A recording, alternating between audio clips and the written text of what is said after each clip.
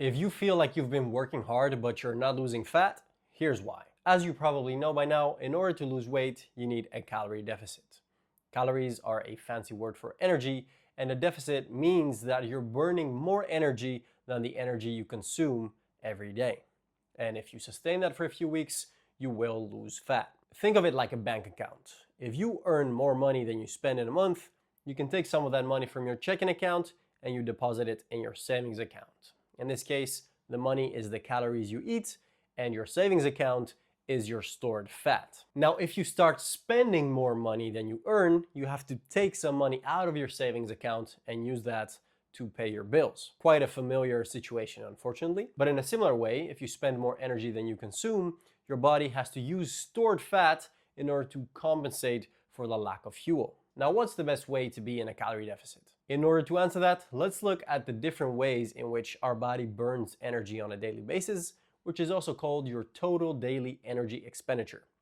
60 to 70% of that is your BMR, which stands for basal metabolic rate. And you would burn this energy even if you were to lie in bed the whole day and do nothing, because it's used for your blood circulation, your brain function, and simply keeping you alive.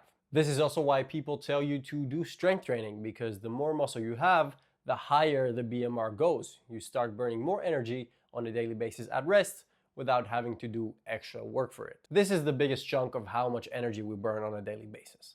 The second biggest part is the NEAT, which stands for non-exercise activity thermogenesis. So all the movement that is not exercise. For example, walking, gardening, pacing around, fidgeting, or banging your head against the wall. This is usually 20 to 30% of your total daily expenditure. We also have exercise activity thermogenesis, or EAT, which is all the energy we burn during exercise. And this is about 10 to 50% of your daily energy expenditure. Unless you're training for a marathon or anything, then you're gonna burn more energy. And lastly, the last bit we need to look at is TEF, thermic effect of food, which is the energy we burn in order to digest food on a daily basis. As you can see, the energy you burn during exercise is a fraction of the total amount of energy we burn on a daily basis, which is why it doesn't make sense to worry too much about how many calories you burn during exercise. In addition to that, they've done studies where they compared the generic fitness trackers like a Whoop, Garmin, Apple Watch, or Oura Ring, and they compared those with medical grade equipment, and they found that even the best fitness trackers could be up to 30% off compared to the medical grade equipment. Meaning that if you look at your Apple Watch and it said you burned 400 calories, it's probably closer to 300. Not to mention that if I go for a run for 30 minutes and I do that 3 times a week for 4 weeks, the first time I do the run, I might burn 300 calories, but the 10th time I do the run, I might only burn 250, because our bodies adapt and they become more efficient at the tasks and activities we're doing. And these 3 reasons are exactly why you don't need to worry about how many calories you burn. It's only gonna drive you crazy, and it's not gonna be accurate anyway. Now, you might be wondering, if I can't calculate the amount of calories I burn, how do I know I'm in a deficit? Well, luckily, we can count the amount of calories we consume. The easiest way to do that would be for you to download a food tracking app. One I discovered recently is called Yazio, and I've tried a lot of them. So far, this is the best one I've used. Now, unfortunately, I'm not being paid to promote this app, but I use it myself.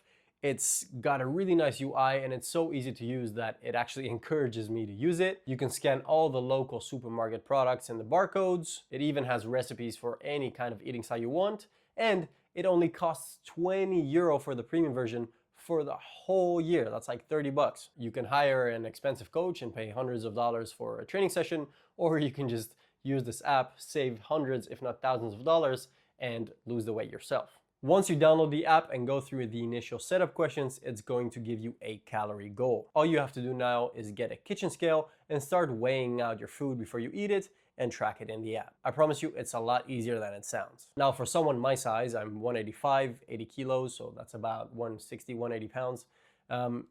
My BMR, so my basal metabolic rate, is about 2,000 calories. So if I were to lie in bed the whole day and do absolutely nothing, I would burn 2,000 calories. Meaning, if I use this app and I track 1,800 calories every single day, I am guaranteed to lose weight. It is a biological fact. Now, 1,800 calories for me would be quite little to start with, but luckily, I'm not lying in bed the whole day, which would be nice for a day actually. Now you could even go this low for a short period of time, so say a few weeks, but I would not recommend to go that low for a longer period of time, especially not at the start, because you're gonna reach a plateau very fast.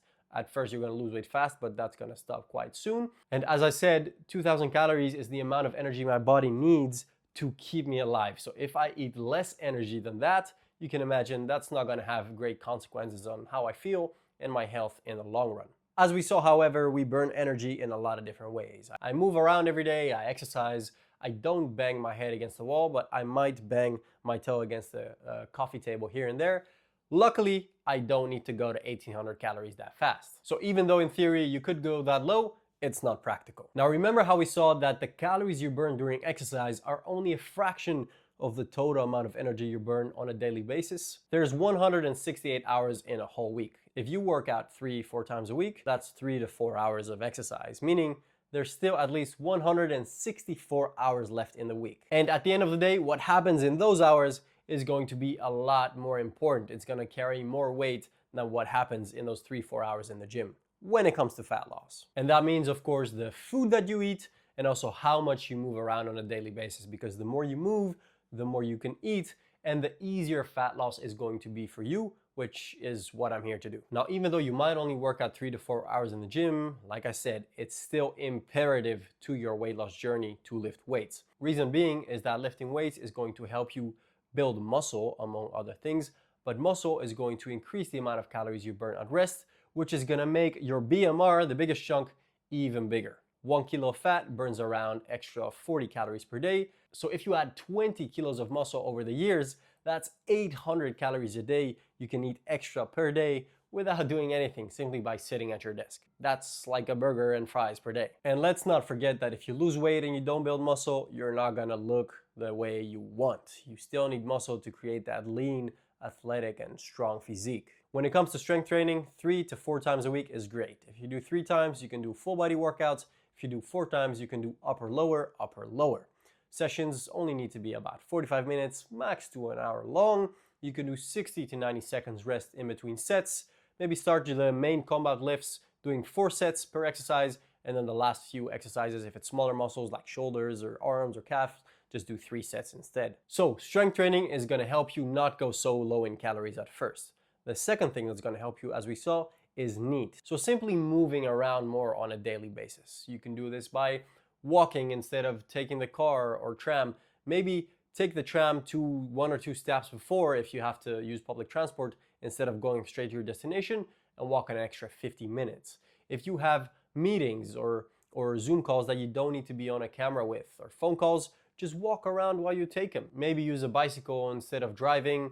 Take the stairs instead of taking the elevator, park your car a bit further away. All of these things will add up, and you could even reach the end of your day and look at your watch and you'll have 10,000 steps without even noticing. But if you get home after a long day and you have a look on your watch or your phone and you see you only have 3 or 5,000 steps, just go out and go for a walk.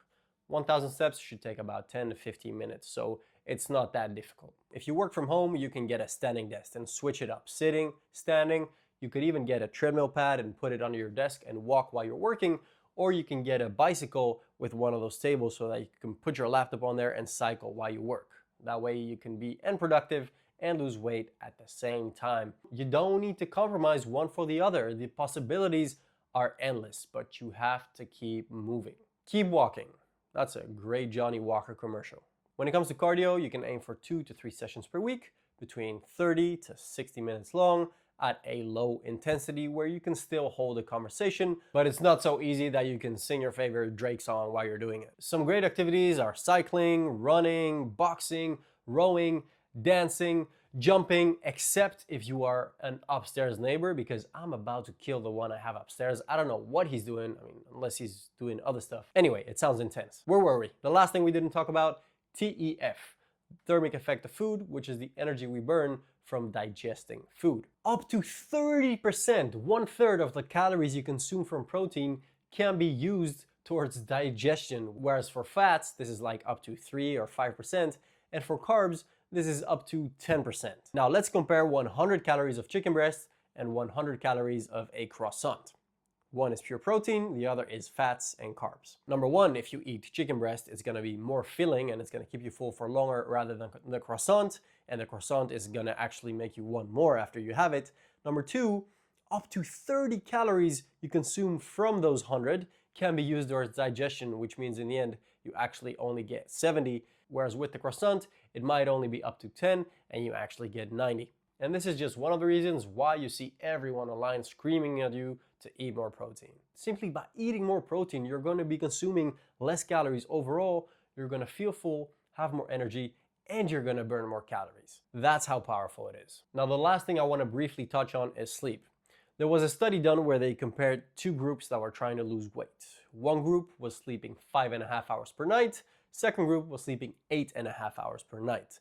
Both were following the same training and calorie restricted diets.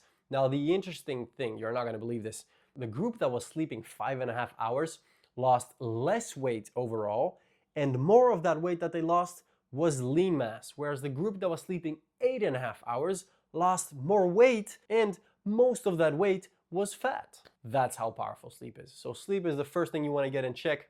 Then you want to make sure you're tracking your calories and following a diet high in protein, high in fiber to feel more full, help you have more energy, and also burn more calories. Move around during the day as much as you can. If you need to walk somewhere instead of taking the tram or the car, walk, get those 10,000 steps in, drink enough water, do 2, 3, 4 strength sessions, however many you can, do your cardio on a weekly basis, and the weight is going to start to fly off. I hope you now have a better understanding of what could be going on if you're getting stronger in the gym and you're not seeing any fat loss progress. It's because you're actually looking at a tiny fraction of what matters in the end. If you want my free daily insights on how you can get in shape fast, you can join using the link in the description. Sign up, and over the next 30 days, I'll send you some life-changing strategies that are gonna help you transform your body and your health.